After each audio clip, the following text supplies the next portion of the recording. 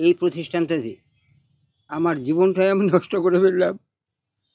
আমি ১৯৯৪ সালে যখন আমি রিটায়ার্ড হয়ে গেলাম, খালি হাতে রিটায়ার্ড হয়ে গেলাম। এভাবে জীবনের ক্ষয়ে যাওয়া অমূল্য সময়ের কথা বলছিলেন পঞ্চগড়ের দেবীগঞ্জ উপজেলার টোকরাভাষা ইসলামিয়া একরামিয়া মহিলা দাখিল মাদ্রাসার শিক্ষক তহিদুল ইসলাম। এলাকায় তিনি সোনা মাস্টার নামে পরিচিত।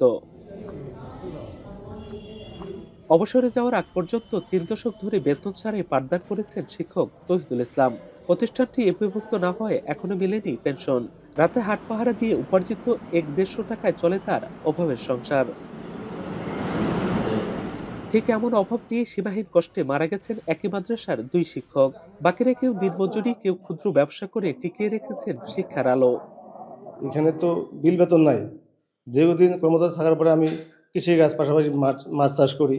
প্রতিষ্ঠানে কেউ দেখে না, কত সরকার শুধু আশ্বাস দিয়ে যায়, কিন্তু কেউ বিল বেতন দেয় না। সব যোগ্যতা থাকা সত্ত্বেও পাঠদানের অনুমতির ২ যুগ পার হলেও এমপিভুক্ত হতে পারেনি প্রতিষ্ঠানটি। এতে ব্যাহত হচ্ছে মানসম্মত শিক্ষা। শিক্ষার্থীরা বঞ্চিত সরকারি বিভিন্ন সুযোগ সুবিধা থেকে। নেই স্বাস্থ্যসম্মত টয়লেট, এমনকি সুপেয় পানির ব্যবস্থাও। আমাদের স্কুলে টিউবওয়েল নেই, নাই একটা বাথরুম, কমন রুম নেই।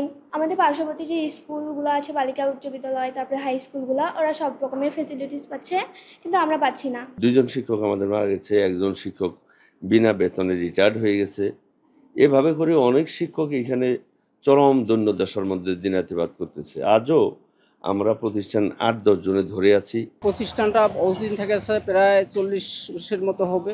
তখন থেকে মনে করেন যে মাস্টারগুলো এইভাবে চলতেই আছে, কোনো বিল বেতন কোনো কিছু নাই। শিক্ষা প্রতিষ্ঠানটাকে এমপিওভুক্ত করা যায়, তাহলে শিক্ষকদের একটা মানবত জীবন থেকে উন্নতি হবে।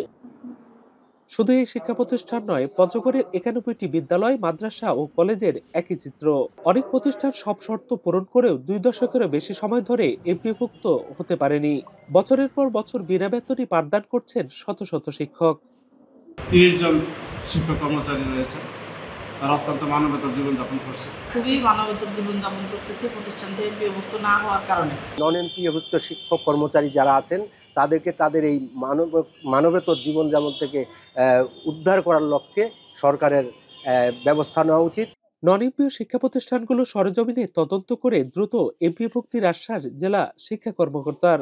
এই প্রতিষ্ঠানগুলো সরেজমিনে তদন্ত করে যদি এই প্রতিষ্ঠানগুলো এমপিভুক্ত করার যোগ্যতা থাকে, তাহলে অতি শীঘ্রই এমপিভুক্ত করে তাদের একটা ন্যূনতম জীবন জীবিকার একটা পথ নির্বাহের একটা ব্যবস্থা দেওয়া হোক।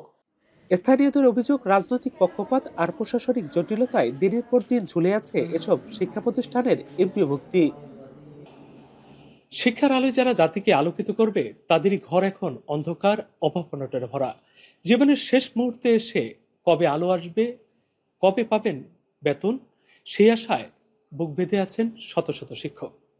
লুৎফর রহমান, এখন পঞ্চগড়।